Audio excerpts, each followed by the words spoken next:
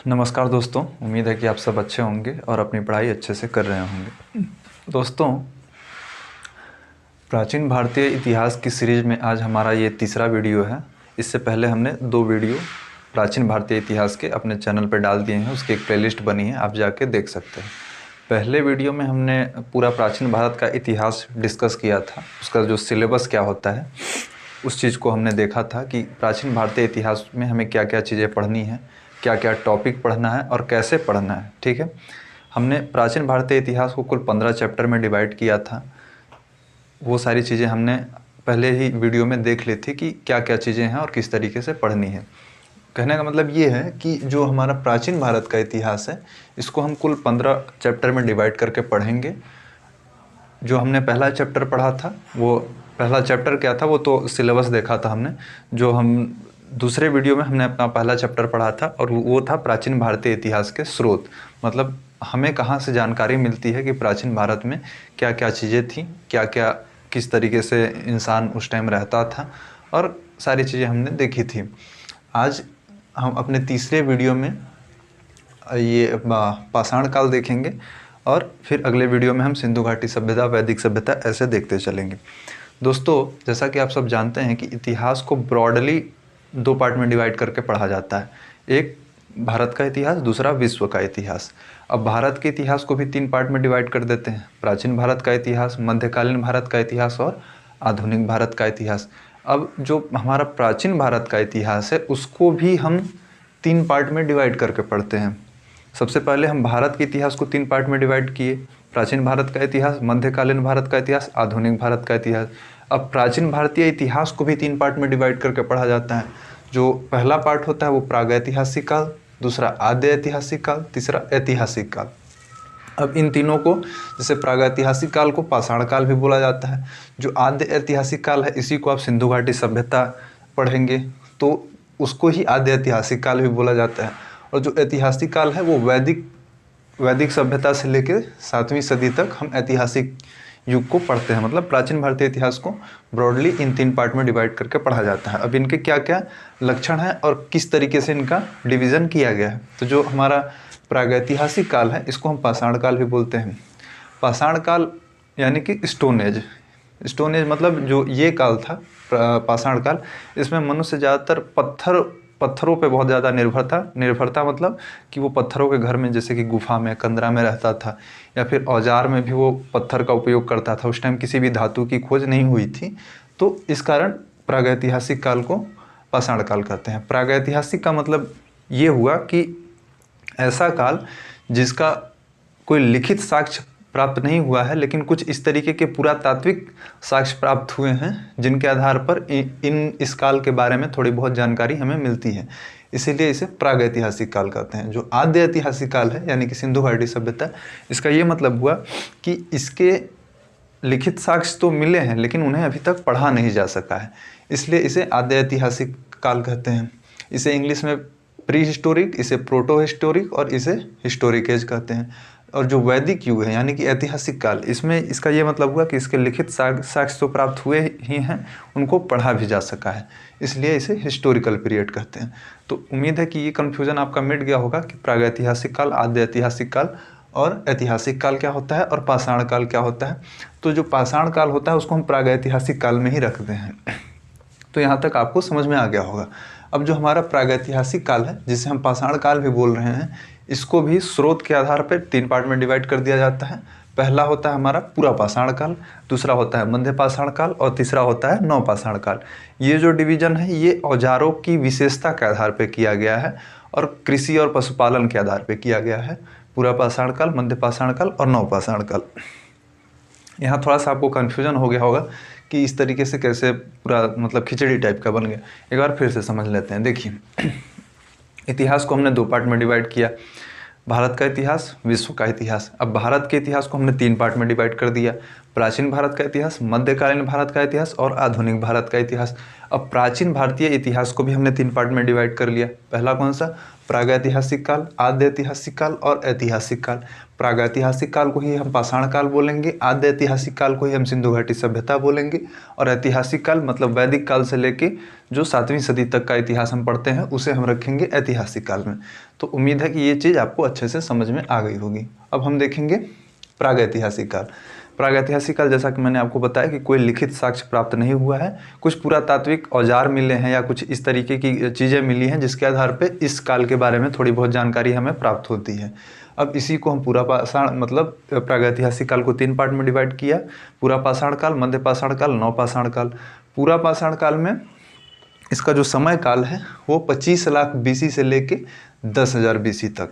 25 lakh BC, यहाँ पे BC का मतलब बिफोर क्राइस्ट, मतलब जैसे कि आप 2 चीज़ें होती है, एक BC और एक AD। BC का मतलब कि जो पहली ईस्वी थी, मतलब सिंधु घाटी सभ्यता का भी आपने काल पढ़ा होगा कि 2500 ईसा पूर्व से लेके 1750 ईसा पूर्व। उसी तरीके से ये भी है, ये ईसा पूर्व। BC को हिंदी में ईसा पूर्व बोलते हैं और AD को ईस्वी बोलते हैं। तो ये चीज़ आपको समझ में आ गई होगी, ठीक है। तो जो पूरा पाषाण काल है हमारा, इसका जो काल है वो 25 लाख BC से लेके मतलब 25 लाख ईसा पूर्व से लेके 10,000 ईसा पूर्व तक है। ये हम पूरा पाषाण काल के बारे में उसके कुछ फैक्ट पढ़ रहे हैं। ये मैंने सारा स्टार पॉइंट बना के इसका फैक्ट नोट कर दिया है, इसलिए क्योंकि क्वेश्चन इन्हीं फैक्ट से आएंगे। इससे ज़्यादा पूरा पाषाण काल से कुछ भी नहीं पूछा जाएगा। तो जो सबसे पहला फैक्ट है कि 25 लाख ईसा पूर्व से 10,000 ईसा पूर्व, ये इंपॉर्टेंट नहीं है क्योंकि किसी भी एग्जाम में ये काल वाल प्राचीन भारतीय इतिहास में कभी भी किसी भी एग्जाम में काल नहीं पूछा जाता। ये बात आप ध्यान रखेंगे, दिमाग में अच्छे से डाल लीजिए कि प्राचीन भारतीय इतिहास से कभी भी काल नहीं पूछा जाता। इसलिए नहीं पूछा जाता कि कोई भी मतलब साक्ष्य इतना मतलब मजबूत नहीं है कि उसके आधार पर ये कहा जा सके कि फलाना घटना फलाने काल में हुई होगी। साक्ष्य, कुछ ऐसे साक्ष्य मिले हैं जिसके आधार पर अंदाजा लगाया जाता है, इसलिए काल कभी भी नहीं पूछा जाता। काल वहीं से पूछा जाता है जहाँ एकदम ये बात एकदम 100% श्योर हो कि ये चीज़ इसी काल में हुई, मतलब किसी घटना के होने का समय क्रम यही है, तो वहीं से क्वेश्चन पूछा जाता है। लेकिन यहाँ पे ऐसा कुछ ऐसा है नहीं, इसलिए यहाँ से आपको काल नहीं पूछा जाएगा। जो हमारा दूसरा इंपॉर्टेंट फैक्ट है कि मनुष्य शिकार के द्वारा जीवन यापन करता था। मतलब इस काल में न तो कृषि होती थी, न तो पशुपालन होता था। मनुष्य क्या करता था कि जंगलों में रहता था, गुफाओं में रहता था और वहीं पे ये शिकार करता था और उसी से अपना जीवन यापन करता था। आग का आविष्कार इस काल में हो चुका था। यहाँ से एक बहुत ही इंपॉर्टेंट क्वेश्चन पूछा जाता है कि जो आग का आविष्कार है ये किस काल में हुआ। तो आग का आविष्कार आपका पूरा पाषाण काल में हो चुका था। यहाँ पे ये एकदम दिमाग में अच्छे से आप बैठा लीजिए क्योंकि ये क्वेश्चन कई एग्जाम में पूछा जाता है, ठीक है। कृषि एवं पशुपालन का कोई साक्ष्य नहीं मिला है पूरा पाषाण काल में। साक्ष्य का उस टाइम था ही नहीं, कृषि और पशुपालन था ही नहीं, मनुष्य शिकार के द्वारा अपनी ज़िंदगी चलाता था, ठीक है। ये चीज़ समझ में आ गई। जो हमारा अगला फैक्ट है कि क्वार्टजाइट, सल्क, ब्लेड आदि हथियारों का प्रयोग, ये इंपॉर्टेंट चीज़ है क्योंकि यहाँ से भी क्वेश्चन बनता है। ये जो है ये पत्थर के टाइप्स होते हैं, मतलब जो हथियार हैं उन्हीं को क्वार्टजाइट, सल्क और ब्लेड यहाँ पे बोला जा रहा है, और सारे हथियार पत्थर के ही होंगे। पूरे प्रागैतिहासिक काल में जो भी हथियार मिलेंगे, चाहे वो पूरा पाषाण के हो, मध्य पाषाण के हो या नव पाषाण के हो, वो पत्थर के ही होंगे। बस उनके साइज में डिफरेंस आ जाएगा, उनकी बनावट में डिफरेंस आ जाएगा। तो ये चीज़ आपको ध्यान में रखना है। जो आज के हथियार है, मतलब जो मेटल से हथियार हैं, मेटल के बने हथियार हैं या धातु के हथियार हैं, वो हमें कब से मिलना चालू होंगे? वो हमें यहाँ ऐतिहासिक काल से। सिंधु घाटी सभ्यता में भी हमें यहाँ तो सिंधु घाटी सभ्यता यानी कि आद्य ऐतिहासिक काल में कोई हथियार मिला ही नहीं है। सिंधु घाटी सभ्यता में कोई हथियार नहीं मिला, चाहे पत्थर के चाहे मेटल के, किसी भी चीज़ के कोई हथियार मिले ही नहीं है। तो हथियार हमें धातु के यहाँ ऐतिहासिक काल से मिलने चालू होंगे, और जो प्रागैतिहासिक काल है इसमें हमें पत्थर के हथियार मिलेंगे, बस उनका साइज और शेप बदला रहा होगा, ठीक है। तो जो पूरा पाषाण काल है यहाँ पे 3 तरीके के आपको हथियार देखने को मिल रहे होंगे, क्वार्टजाइट, सल्क और ब्लेड, ठीक है। अगला जो हमारा फैक्ट है, आग की खोज हो चुकी थी। मैंने आपको पहले भी बताया कि पूरा पाषाण काल में आपकी आग की खोज हो चुकी थी, तो ये क्वेश्चन यहाँ पे बनता है, ठीक है। अब कुछ महत्वपूर्ण स्थल देख लेंगे पूरा पाषाण काल के, कुछ महत्वपूर्ण स्थल कौन कौन से थे। तो जो सबसे पहला महत्वपूर्ण स्थल है अतीरपक्कम, अतीरपक्कम नाम की जगह है, ये तमिलनाडु, भारत में आप जानते हो तमिलनाडु स्टेट है, वहाँ पे एक अतीरपक्कम नाम की जगह है। ये पूरा पाषाण काल की भारत में खोजी गई सबसे पहली जगह है। इसका क्या मतलब हुआ? इसका मतलब ये हुआ कि जैसे सिंधु घाटी सभ्यता में आपने क्या पढ़ा है कि जो सबसे पहला स्थल है वो हड़प्पा नामक स्थल खोजा गया था सिंधु घाटी सभ्यता का। इसका ये मतलब तो नहीं है कि हड़प्पा सबसे पहला ही स्थल था, बस वो खोजा गया जब अंग्रेज हमारे यहाँ आए या आधुनिक भारत में हड़प्पा ही सबसे पहले खोजा गया था, हड़प्पा नामक स्थल ही, इसीलिए उसको हड़प्पा सभ्यता ही बोल देते हैं। लेकिन इसका ये मतलब नहीं था कि हड़प्पा पहला नगर था या पहला शहर था। बहुत सारे शहर थे ऑलरेडी सिंधु घाटी सभ्यता में, लेकिन वो खोजा सबसे पहले गया था।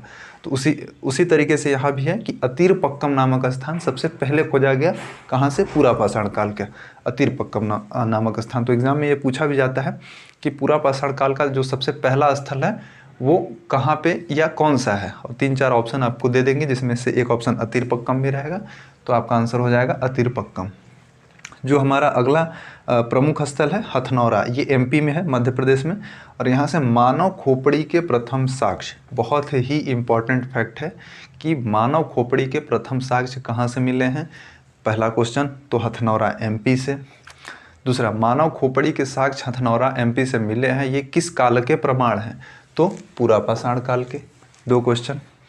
तो उम्मीद है कि ये फैक्ट आपको समझ में आ गया होगा। हथनौरा आप याद रखेंगे कि मध्य प्रदेश में है। तीसरा जो हमारा इंपॉर्टेंट स्थल है भीमबेटका, ये एमपी में ये भी है।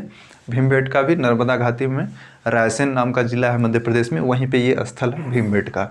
और यहाँ एक गुफा से चित्रकारी के साक्ष्य मिले हैं, मतलब जैसे नर्मदा नदी बही है तो आप दिन ने देखा होगा कि नदी के किनारों पर अक्सर गुफा टाइप का होता है, तो वहाँ से ये आसपास जो घाटी होती है वहाँ पे भी गुफा होती है, पहाड़ होते हैं वहाँ गुफा होती है, तो उन गुफाओं से कुछ चित्रकारी मिली है, मतलब पत्थर पे जो गुफा के अंदर की दीवार होती है उस पर खोद खोद के कुछ चित्रकारी टाइप का बनाया गया है, तो इसका साक्ष्य भी यहाँ से मिला है। ये पूरा पाषाण कालीन है। यहाँ से क्वेश्चन ये बनता है कि मध्य प्रदेश से भीमबेटका नामक स्थान पे किस काल के साक्ष्य मिले हैं, तो आपको क्या आंसर करना होगा? पूरा पाषाण काल।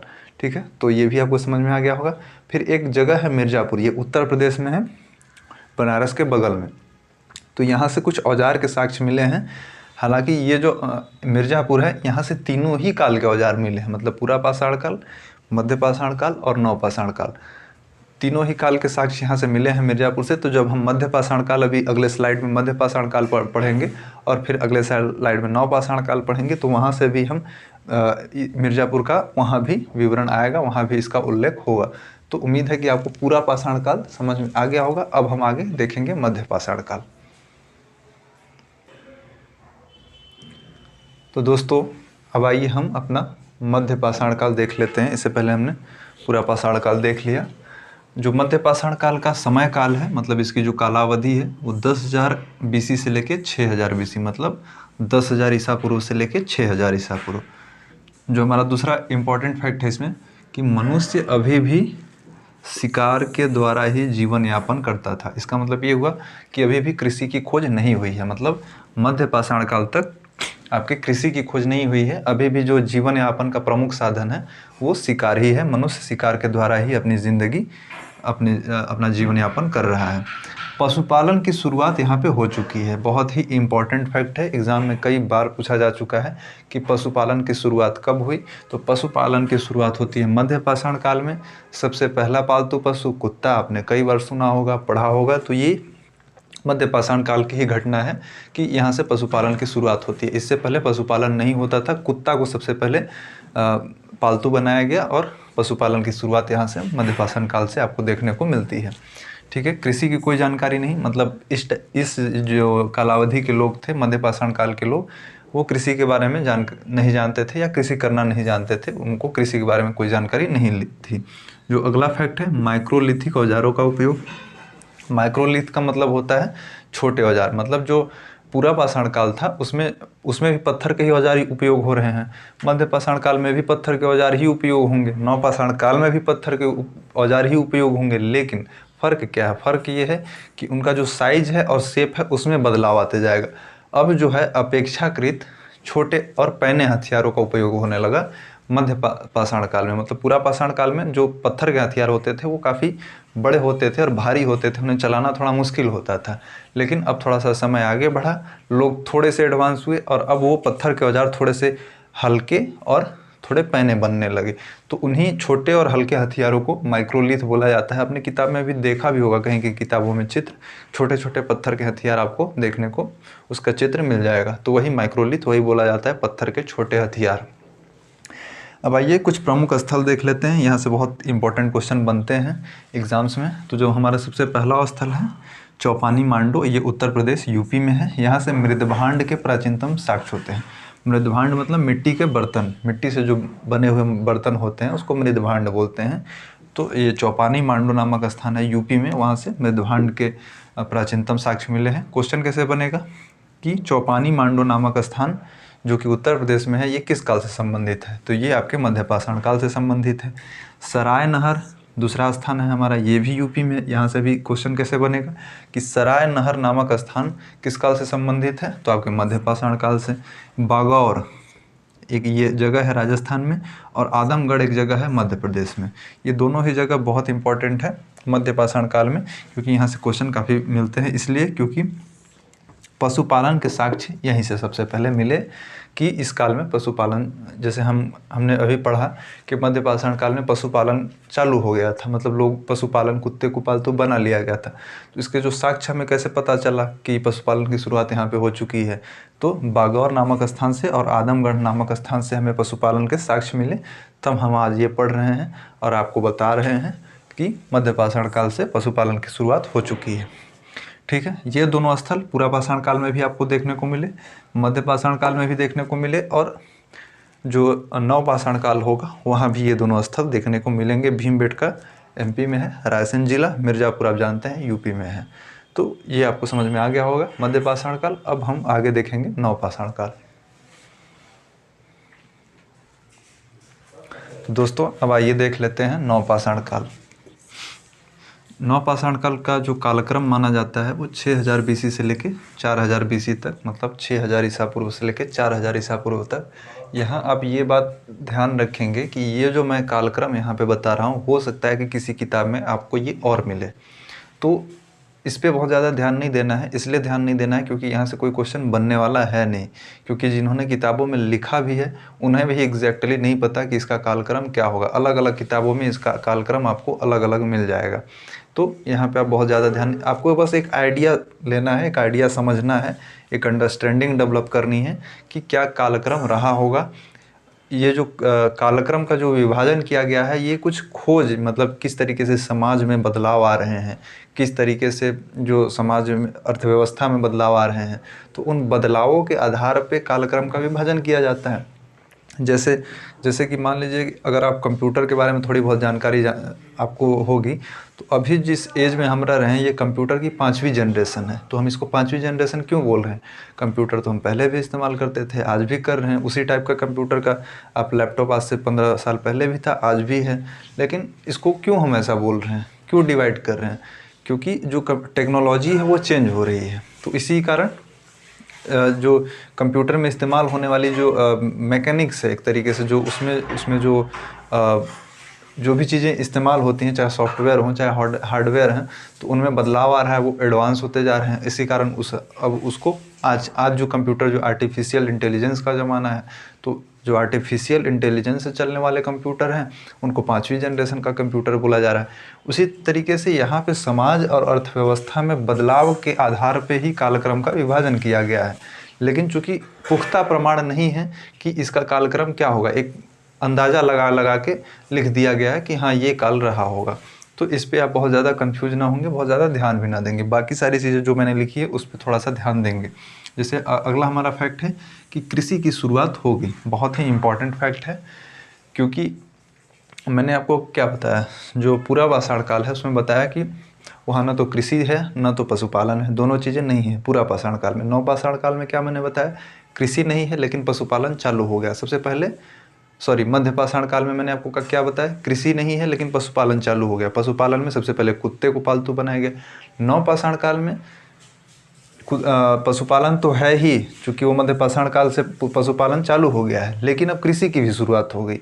तो यहाँ आप देख रहे हैं नवपाषाण काल में कि कृषि की भी शुरुआत यहाँ पे हो गई। ठीक है, जो हमारा अगला फैक्ट है कि मनुष्य में अस्थायी निवास की प्रवृत्ति।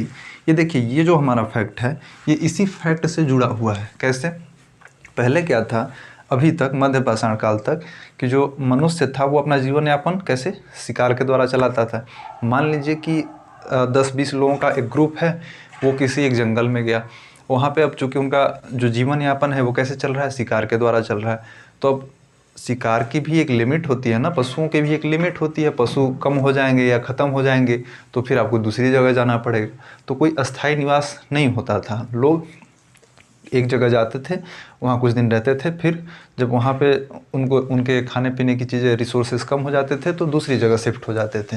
लेकिन अब चूँकि कृषि का आविष्कार हो चुका था, मतलब अब आप कृषि करेंगे, फिर फसल पैदा होगी, फिर दोबारा आप अगले सीज़न में वहाँ पे फसल अपना लगा सकते हैं।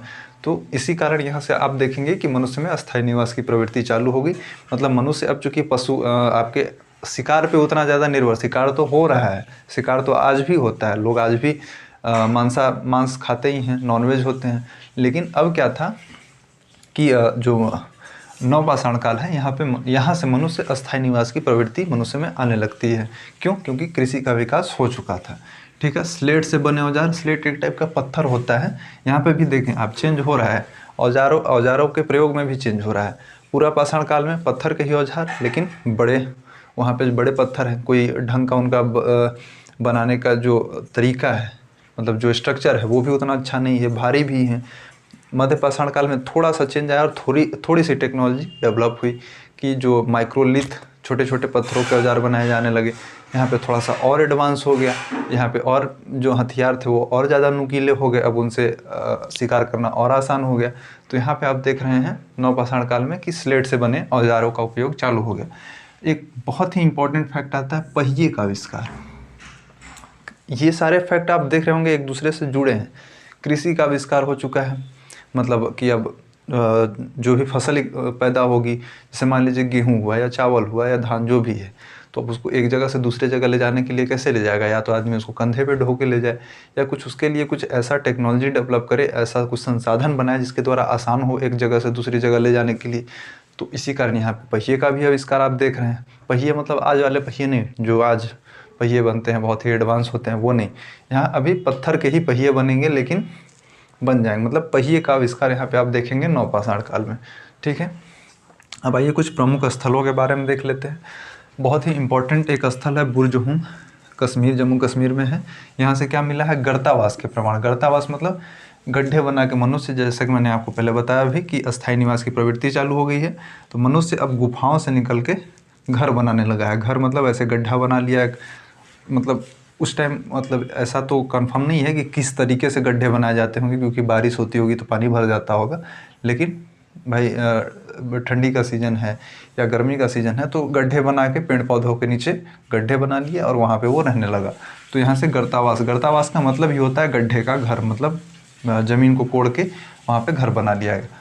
और एक दूसरा प्रमाण यहीं से मिलता है, मतलब बुर्जहुम से ही, कि मालिक के साथ कुत्ते को दफनाने का प्रमाण। बहुत ही इंपॉर्टेंट फैक्ट है, कई बार एग्जाम में आया हुआ है कि मालिक के साथ कुत्ते को दफनाए जाने का प्रमाण कहाँ से मिलता है? बुर्जहुम से। ठीक है, जो हमारा नेक्स्ट इंपॉर्टेंट स्थल है गुफा कराल, ये भी जम्मू कश्मीर में है। यहाँ से भी क्वेश्चन पूछा जाता है कि गुफा कराल नामक स्थान कहाँ स्थित है और ये किस काल से संबंधित है? तो जम्मू कश्मीर में और नवपाषाण काल से। चिरांद नामक एक स्थान है, यहाँ पे मैंने एमपी लिख दिया है, ये बिहार में है। चिरांद नामक स्थान बिहार में। तो यहाँ से क्या मिला? यहाँ से मृदभांड और औजार मिले हैं। मृदभांड वही मिट्टी के बर्तन और कुछ औजारों के साक्ष्य मिले हैं। चिरांद ये बिहार में। यहाँ से भी यही क्वेश्चन पूछेगा कि चिरांद नामक स्थान कहाँ पे है। जो हमारा नेक्स्ट इंपॉर्टेंट स्थान है कुलडीहवा, ये यूपी में है, उत्तर प्रदेश में है। और चावल का जो प्राचीनतम साक्ष्य है वो कुलडीहवा से ही मिला है। बहुत ही इंपॉर्टेंट क्वेश्चन है, बहुत ही इंपॉर्टेंट फैक्ट है। कई सारे एग्जाम में यहाँ से भी क्वेश्चन बना हुआ है कि कुलडीहवा नामक स्थान कहाँ स्थित है? तो उत्तर प्रदेश में है। चावल के प्रथम साक्ष्य कहाँ से मिले हैं? तो कुलडीहवा से। एक थोड़ा सा यहाँ पे कन्फ्यूजन होता है कि चावल के साक्ष्य, कृषि के अगर साक्ष्य आपसे पूछा जाए तो वो अफगानिस्तान में मेहरगढ़ नामक स्थान है, वहाँ से मिला है आपका किसका, कृषि का साक्ष्य। लेकिन चावल का जो साक्ष्य है वो कुलडीहवा से मिला है, यूपी से। कुलडीहवा जो कि नवपाषाणकालीन स्थल है, ये भी आप याद रखेंगे। कुलडीहवा का संबंध किस काल से है, तो नवपाषाण काल से। तो उम्मीद है कि आपको पूरा पाषाण काल, मध्य पाषाण काल, नवपाषाण काल अच्छे से समझ में आ गया होगा। आगे हम इसी काल से संबंधित थोड़े से मतलब प्राचीन भारतीय इतिहास से ही संबंधित कुछ इंपॉर्टेंट फैक्ट देख लेंगे और उसको भी आप थोड़ा सा याद रखेंगे। तो दोस्तों आइए कुछ इंपॉर्टेंट फैक्ट देख लेते हैं। जो हमारा पहला फैक्ट है कि प्रागैतिहासिक काल के बारे में सबसे पहले जानकारी रॉबर्ट ब्रूस फ्रूट के द्वारा दी गई। ये इंपॉर्टेंट फैक्ट है, आप इसको याद रखेंगे, ये नाम खास करके रॉबर्ट ब्रूस फ्रूट। अगला हमारा फैक्ट है भारतीय पुरातत्व के जनक अलेक्जेंडर कनिंघम को बोला जाता है। ये कई बार एग्जाम में बना हुआ है क्वेश्चन कि भारतीय पुरातत्व का जनक किसको बोला जाता है, तो अलेक्जेंडर कनिंघम को। अगला जो हमारा फैक्ट है आग का आविष्कार पुरापाषाण काल, ये आपको मैंने पहले भी बताया, यहाँ भी बता दे रहा हूँ ताकि आपका कन्फ्यूजन कोई न रहे और ये चीज़ आपको इम्पोर्टेंट भी है तो एग्ज़ाम में आपको काम है। पशुपालन की शुरुआत कब हो रही है, मध्यपाषाण काल। कृषि की शुरुआत कब हो रही है, नवपाषाण काल। पहिए का आविष्कार कब हो रहा है, नवपाषाण काल। कुत्ते को कब पालतू बनाया गया, तो मध्यपाषाण काल, ये भी आप याद रखेंगे, मध्यपाषाण काल, यहाँ कुत्ते को पालतू बनाया गया। तो ये सारी चीज़ें आपको समझ में आ गई होगी उम्मीद है। अगर आप फिर भी अगर कोई कन्फ्यूजन रहा होगा तो आप इस नंबर पे कॉल कर लें और जो भी आपके सवाल हैं कमेंट में भी आप पूछ सकते हैं, इस नंबर पे मैसेज करके भी पूछ सकते हैं, इससे संबंधित जो भी चीज़ें हैं, जो भी कन्फ्यूजन है। तो आप अगर आपको वीडियो पसंद आया हो तो वीडियो को लाइक कर दें और चैनल को सब्सक्राइब भी कर लें, क्योंकि हमने अपने चैनल पे सारी ही चीज़ें पढ़ाई हैं, बिल्कुल फ्री में है, फ्री में उपलब्ध है। तो आप सारी चीज़ें जाके देख सकते हैं। बाकी अगर वीडियो थोड़ा बहुत अच्छा लगा हो तो चैनल को सब्सक्राइब ज़रूर कर दें। बहुत बहुत धन्यवाद।